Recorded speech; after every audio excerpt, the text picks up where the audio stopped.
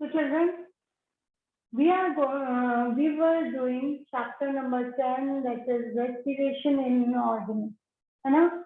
और इस रेस्पिरेशन में हमने कल एक छोटा सा पार्ट किया था, how breathing takes place in our body, यही किया था ना हमने।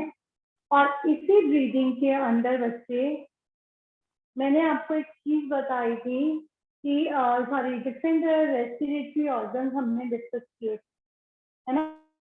और उसके बाद what we are going to do today we are going to draw the diagram of respiratory system.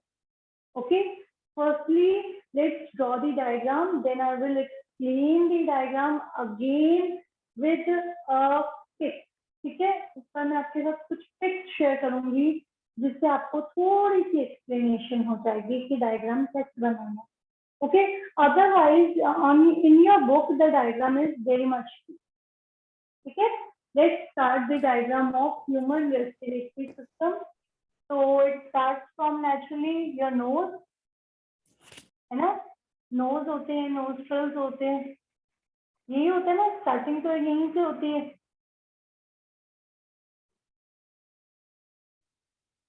This is the thing. तो स्टार्टिंग कहाँ से होती है? ये क्या है आपका? This is the nostril. यहाँ पे आपके क्या है? nostril. Okay. और ये क्या है आपका पूरा? This is nasal passage. Okay, nasal passage. All right, यहाँ तक क्लियर है सबको? अब बच्चे यहाँ से लेके ऑलमोस्ट इस पॉइंट से लेके इस पॉइंट तक का जो एरिया है, ये पूरा part we call it as perineum. Okay, this is called as perineum. ठीक है, एग्जैक्ट बिलो दिस यहाँ पे हमारे एक बॉक्स होता है जिसको आप वॉइस बॉक्स भी कहते हो, यहाँ हम इसको लैरिंक्स कहते हैं। ठीक है, under this larynx we are having multiple rings, यहाँ पे हमारे पास छोटी छोटी रिंग्स होती हैं। ठीक है, I am making few rings over here and afterwards it is to be distributed into two parts. ये हमारे पास दो पार्ट्स में डिवाइड ऑन हो जाता है। ये दोनों पार्ट्स मैंने आपके साथ डिस्कस ऑलरेडी किए हुए हैं, तो यहाँ से मैं रेज कर रही हूँ वर्ड। ठीक है, ये दोनों पार्ट्स में ऑलरेडी आप सबके साथ डिस्कस कर चुकी हूँ। याद है बच्चे, कल हमने इसको डिस्कस किया था डिटेल में, जिस कॉल्ड एज ब्रोंकाई। ओके, और ब्रोंकाई बेसिकली क्या काम करते हैं? These are the parts that actually attached with the lungs. ये आपके लंग्स के साथ अटैच है। नीचे मैं थोड़ी सी स्पेस छोड़ देती हूँ और यहाँ से आपके lungs in this manner you can draw your lungs. Okay जी, you can draw your lungs in this manner. Okay, similarly on this side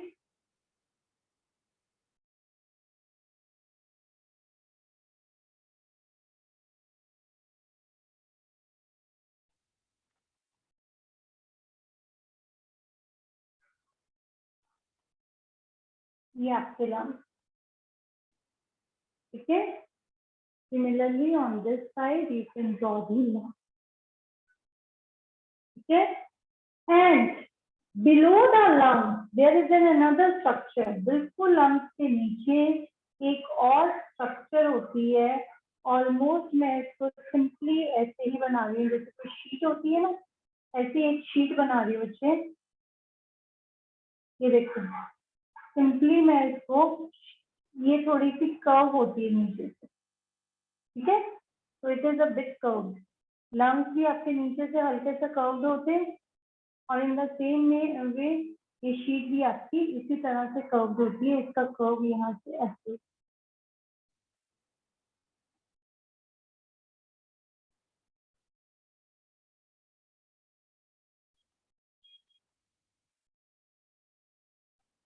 ये जो प्लेट है इसको हम कहते हैं diaphragm. It is actually responsible for breathing. आपकी breathing के लिए ये रिस्पॉन्सिबल है। कैसे, वो मैं आपको समझाती हूँ। ठीक है, पहले हम इसके पार्ट्स लेबल कर लें। फर्स्टली दिस पार्ट है ना, दिस इज कॉल्ड एज लार्ynx। ये हमारे लंग्स हैं।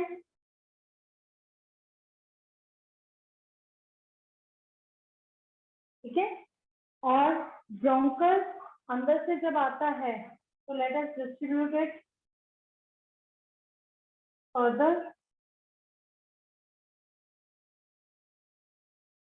ठीक है, हम इसको फर्दर डिस्ट्रीब्यूट करते हैं सारे छोटे छोटे, राइट। तो एक पार्ट में बना रही हूँ यहाँ से, आप इसको आगे भी लेके जा सकते हो। ठीक है, तो मैं इसको यहीं से लेके जा रही हूँ। यहाँ से मैं इसकी I am going to represent few of the alveoli. ठीक है, दीज आर ब्रोंक्यूल्स, मींस बहुत सारी छोटी छोटी ब्रांचेस होती हैं हमारी ब्रोंकाइट की, and they are attached to balloon like structures which we called it as alveoli। ठीक है जी, तो मैं इसको ऐसे अटैच करके आपको दिखा रही हूँ। ठीक है, ये आप यहीं खत्म कर दूं जैसे मर्जी। बहुत सारी इसकी ब्रांचेस होती हैं।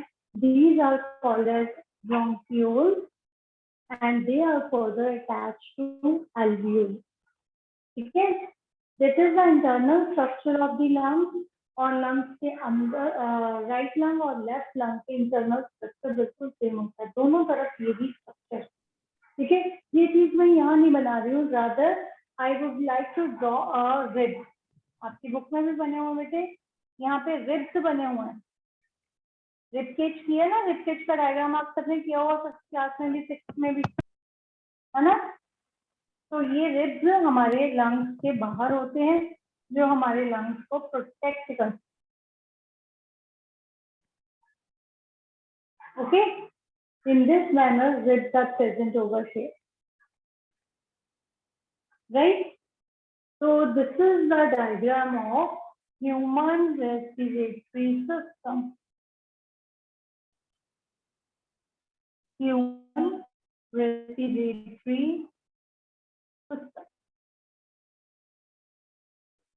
Okay जी, first nostrils, nasal passage, pharynx, larynx, lungs। Okay, larynx के बाद देखिए आगे हमने इसको दो पार्ट्स में डिवाइड किया है, that we call it as bronchi. तो मैं इसको यहीं से रेफर करती हूँ। टुगेदर दोनों को हम ब्रोंकाई कहते हैं, singular is known as bronchus. ठीक है, OUS। ओके जी, this is your right lung, this is your left lung, these are the ribs, these are bronchioles,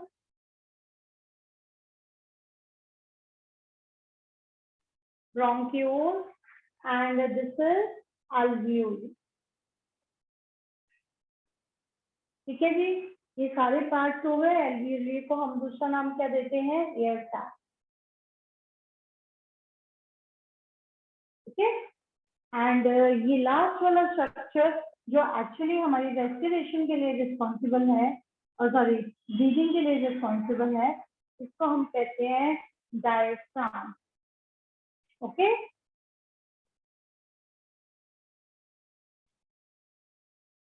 this is diaphragm. Clear है?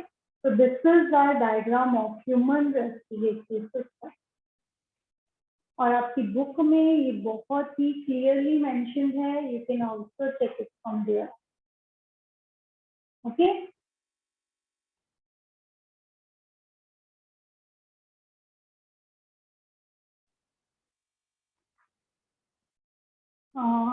Just give me 1 minute. हाँ जी बच्चे, एक minute बस, just एक, या ओके। हाँ जी, Joyce, then I will switch to the photo.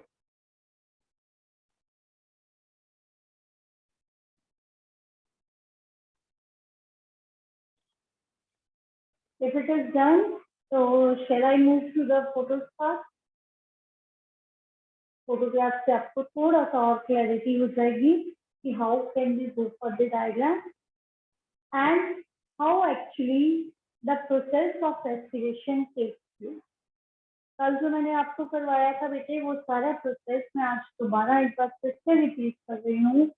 What happens, क्या होता है बेटे, when the air enters our nostrils, जैसे ही एयर हमारे नोस्ट्रल्स में एंटर होती है, फर्स्टली इट गेट्स फिल्टर, पहले तो फिल्टर होती है for the dust particles, foreign particles यहीं पे रहते हैं।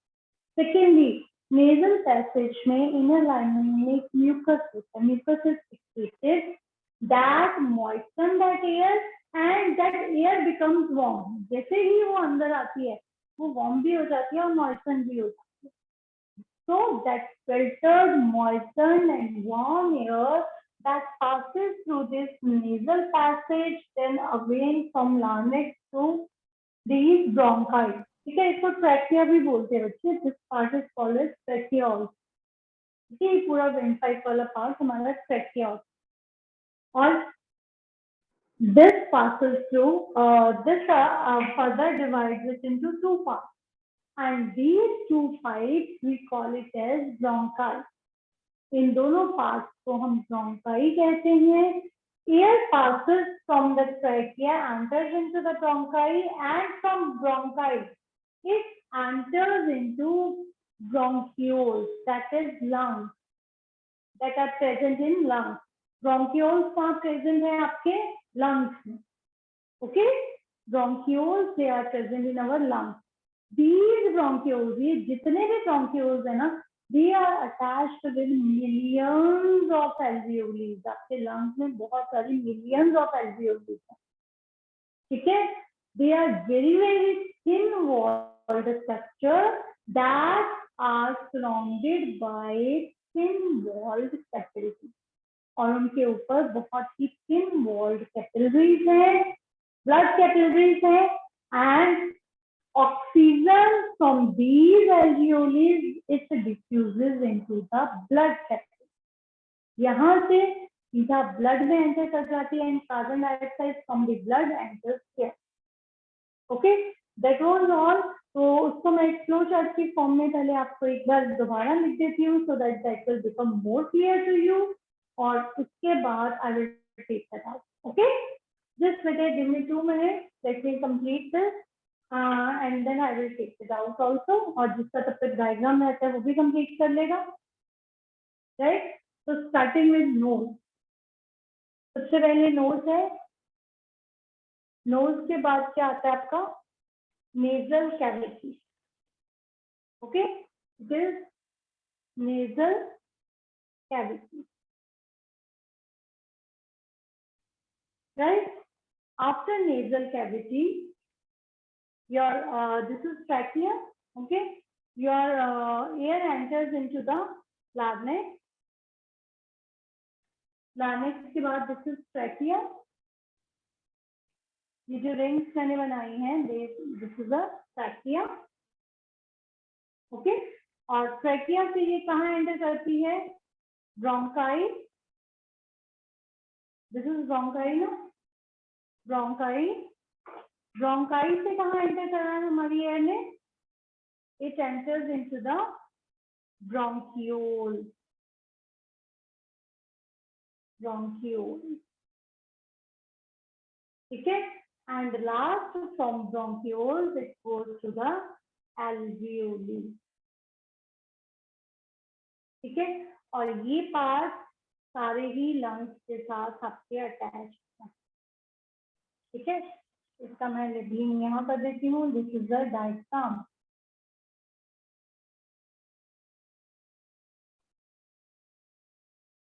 ठीक है जी? That happens in the our respiratory system, ठीक है?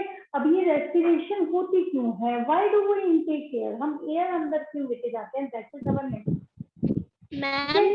एल्वियोली के बाद डायफ्राम भी लिखना है। नहीं, डायफ्राम में एयर नहीं जाती बेटे। I am just talking about the passage of air, ठीक है? ये आती भी है और कार्बन डाइऑक्साइड बाहर भी इसी रास्ते से जाती है, तो आप इसको टू वे एरोज में भी रिप्रेजेंट कर। ऑक्सीजन रिच एयर आती भी इसी पैसेज से है और जाती जो कार्बन डाइऑक्साइड वाली एयर है उसका भी सेम पैसेज, ठीक है, इसीलिए मैंने यहाँ पे डबल एरोज लगाए। हाँ जी कलश बोल बच्चे। मैम हाँ जी डायग्राम का मैम फंक्शन क्या है? मैं करवा रही हूँ। डायफ्राम का एक्चुअली मेन रोल है, ये जो हम एयर अंदर लेके जाते हैं ना, एयर अंदर जाता है उसका क्या मैकेनिज्म है, क्या रीजन क्या है, क्यों अंदर जाता है, उसका रीजन ये है, ठीक है। और इसके लिए मैं आपको एक छोटी सी एक्टिविटी समझाती हूँ, उससे आपको क्लियर होता है। बट बिफोर दैट बेटा एक बार डायग्राम अच्छे से समझ लो, पैसेज से समझ लो कि एक्चुअली ये होता कैसे, एयर एक्सचेंज कैसे, ठीक है। तो shall I share one diagram with you? Okay, I'm just sharing my screen. Okay, my screen is visible to you. Okay children, तो यहाँ पे कुछ डायग्राम्स है मेरे पास, मैं आपको एक साथ शेयर करना चाहती हूँ, ठीक है। हाँ ये देखिए, ये एक्चुअली हमारा पैसेज है। सबसे पहले आपकी नेजल कैविटी, देन फार्नेक्स, ऊपर वाला पार्ट, ठीक है, जो एक्चुअली आपके माउथ और नेजल विंड पाइप और जो है आपकी फूड पाइप यहाँ से कनेक्ट होती है, ठीक है, और ये उसको डायरेक्शंस देते हैं।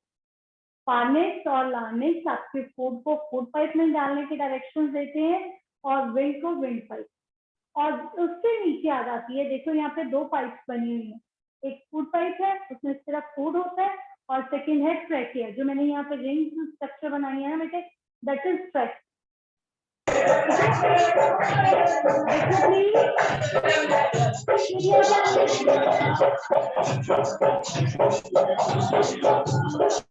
देखो कितनी गलत बात है बच्चे, इट मीन्स ये है कि मैं आते ही पहले आप सबको म्यूट करूँ, है ना।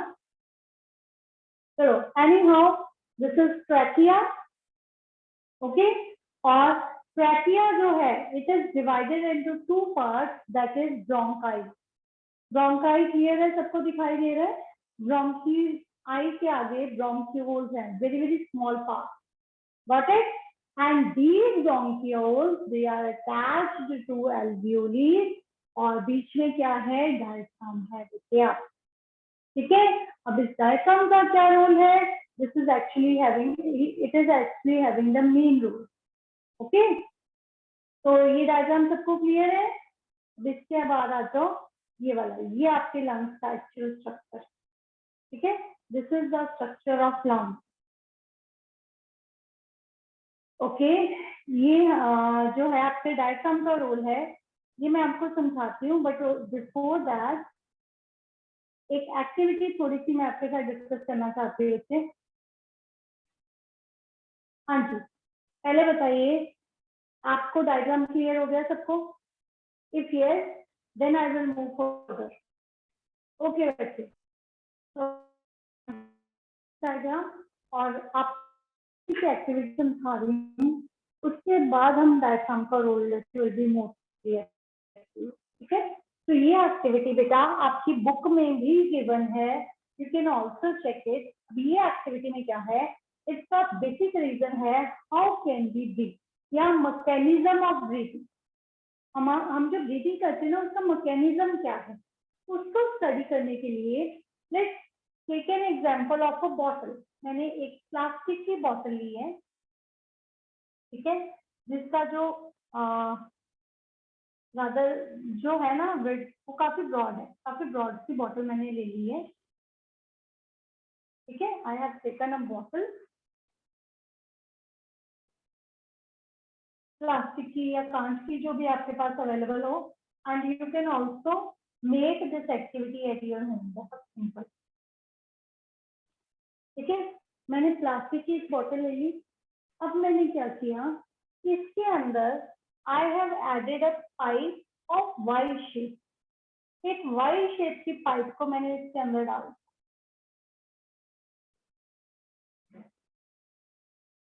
ठीक है, I have taken a Y shaped pipe here. Y shape की पाइप आ गई इसके अंदर, ठीक है, और इसको सील कर दिया, यहाँ से बंद कर दिया। बंद इसलिए कर दिया ताकि जो भी एयर जाए वो एक वाई शेप की पाइप में, ठीक है। और इस वाई शेप की पाइप पे I have attached to balloon, normally deflated balloon, जो नॉर्मल बलून है वो मैंने अटैच कर दी, राइट। और नीचे वाला बेस इसको मैंने कट कर दिया, मतलब नीचे बेस नहीं है, ठीक है। यहाँ पे मैंने क्या किया, आई हैव अटैच्ड अ रबर, एक रबर अटैच की है, ठीक है, जो मैं यहाँ पे हुक है जिससे मैं इस रबर को नीचे खींच सकती हूँ। रबर हमारी स्ट्रेचेबल होती है ना, I can stretch this rubber also and I can release this, ठीक है। कोई भी प्लास्टिक बहुत मूवेबल सा फ्लेक्सिबल प्लास्टिक या रबर बैंड मैंने ले, तो this was the approach of this activity. Basically एक वाई शेप्ड ट्यूब है, उसके ऊपर 2 बलून अटैच है और एक रबर बैंड है नीचे एंड में। और ये आप घर में भी बना सकते हैं, सिंपल आपकी जो नॉर्मली कोल्ड ड्रिंक वाली बॉटल्स नहीं होती, चाहे कोक वाली या कोई भी, है ना, आप उसको ले लो। और पाइप्स होती है ना, पाइप्स से बस आपको ये वाई शेप स्ट्रक्चर बनाना पड़ेगा। जो हमारी स्ट्रॉज होती है उससे वाई शेप स्ट्रक्चर बना के then you can make, single hole करो, होल करके इसमें डाल दो और नीचे से कट करके रबर बैंड की हेल्प से इसके ऊपर यहाँ रबर बैंड चढ़ा देना, जो सिंपल रबर नहीं होती और जो पॉलीथीन को पैक करने के काम आती है ना, तो वो यहाँ चढ़ा देना, ये हो जाए।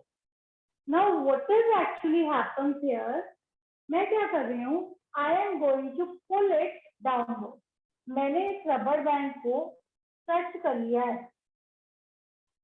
स्ट्रेच तो कर सकती हूँ ना, I just stretch it out.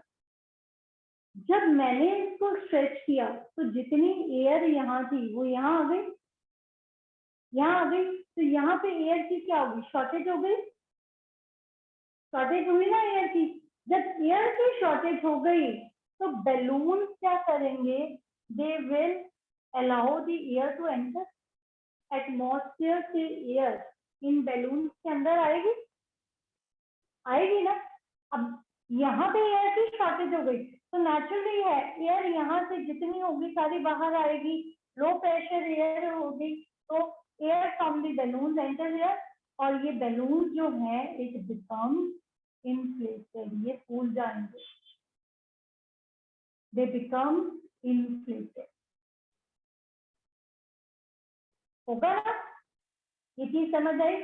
जब आपने इसको नीचे खींच लिया तो जो एयर थी, हमने जो इसको एयर टाइट किया हुआ है, तो एयर तो अंदर बाहर आ जा नहीं सकती, तो यहाँ की एयर जो इस बॉटल में थी वो सारी नीचे की तरफ शिफ्ट हो गई।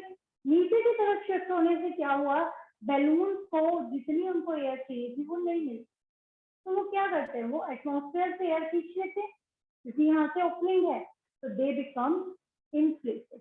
ऐसे ही होता है बेटे, आप जरा अपने आप को ऑब्जर्व करो, यहाँ पे अपने हाथ रख के देखो और टेक अ डीप ब्रेथ। जब आप लंबी सांस लेते हो आपकी चेस्ट फूल जाती है, फूल गई, बाहर को आ गई, है ना, यही हुआ है यहाँ पे भी। आपने जब अंदर तक की, क्यों की, क्योंकि यहाँ पे फूल गया हुआ, बाहर को आ गया, बैलून गेट्स इन्फ्लेटेड, इसलिए बैलून फूल गए, ठीक है। और यही है ड्यूरिंग इनहेलेशन, इनहेलेशन के टाइम पे क्या होता है, जब हम एयर अंदर लेके जाते हैं, आवर ब्रेथ जो है they move upward and outward, upward भी हो जाते हैं और आउटवर्ड भी आते हैं, और साथ ही साथ हमारी यहाँ पे स्पेस जो है वो इंक्रीज हो जाती, ज्यादा जगह आपने ऑक्यूपाई कर ली, ठीक है। और सेकेंडली सेकेंड टाइम पे क्या है, मैं इसको अंदर को पुश कर दूँ, ठीक है, अपनी फिंगर्स लो, इसको अंदर को पुश कर दो दोबारा, ठीक है, अपनी फिंगर से इसको अंदर को जितना होता है इजीली, नॉट नेसेसरी कि पूरा अंदर तक डालना है, ठीक है।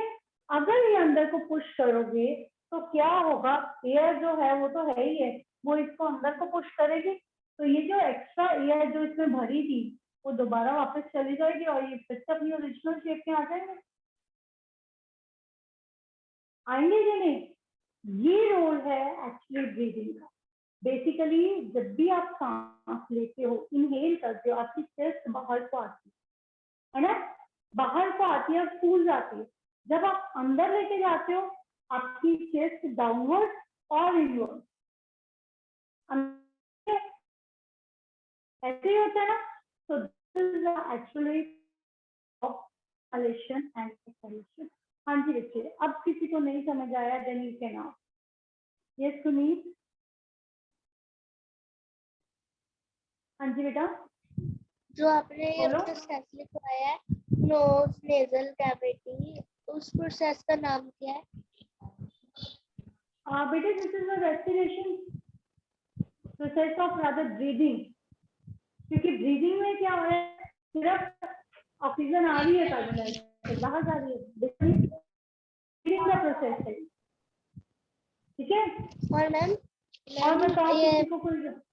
हाँ जी फारेनिक्स वो क्या करता है? बेटे, जो फार्निक्स है ना, लार्निक्स हमारा वॉइस बॉक्स है, फार्निक्स जो है ना, बेसिकली ये फूड को फूड की डायरेक्शन में गाइड करता है, और जो आपकी विंड है, एयर है, उसको एयर की डायरेक्शन में गाइड, ठीक है। ये कॉमन पैसेज है लार्निक्स वाला, ठीक है। वो कॉमन पैसेज, उसको अपनी अपनी दिशा दिखाना है। एक मसल होती है बीच में, एक फ्लैप की तरह होता है, ठीक है। तो वो फ्लैप के काम करते हैं फार्निक्स में। ओके, और बताओ किसको क्या डाउट, यहाँ तक क्लियर हो गया। तो अब देखते हैं, अब ये वाला बेसिकली जब इन बैलून की इन्फ्लेशन या डिफ्लेशन किस चीज पे डिपेंड करती है, इस रबड़ बैंड पे, इस रबड़ पे डिपेंड करती है ना। जब आप इसको खींचोगे तो इट विल एक्सपैंड, वो फूल जाएंगे। जब आप इसको स्ट्रेच करोगे तो दे विल डिफ्लेट, वो अंदर चले जाएंगे। तो ये वाले जो रबड़ बैंड है, that is the role played by the diaphragm. This is the role played by the diaphragm in your body. Is it clear? ये है डायफ्राम का रोल। अगर क्लियर है तो I will switch to the next point and explain this activity. Okay, और इस activity में क्या है, लेट्स सी क्या क्या हमने किया है, क्या बेसिकली हमने स्टडी किया है। दोबारा मैं सारा एक बार दोबारा आपको समझा रही हूँ। फर्स्टली ड्यूरिंग इनहेलेशन, इनहेलेशन के टाइम पे क्या होता है, inhalation means taking air rich in oxygen. तो आप एयर को अंदर लेके जाते हो जो कि ऑक्सीजन में रिच है, तब क्या होता है बच्चे, ड्यूरिंग इनहेलेशन या योर रिब्स जो है आपकी, ठीक है, they are pushed upward and outward. Try किया सबने, अंदर लेके जाओ सांस, देखो क्या बाहर को आई है रिब्स आपकी, अब ऊपर भी आ रही है, थोड़े ऊंचे हो जाते हो आप, अपवर्ड एंड आउटवर्ड, ठीक है जी। सेकेंडली क्या है, your diaphragm contract and move downward. Navya, who is Navya? Okay,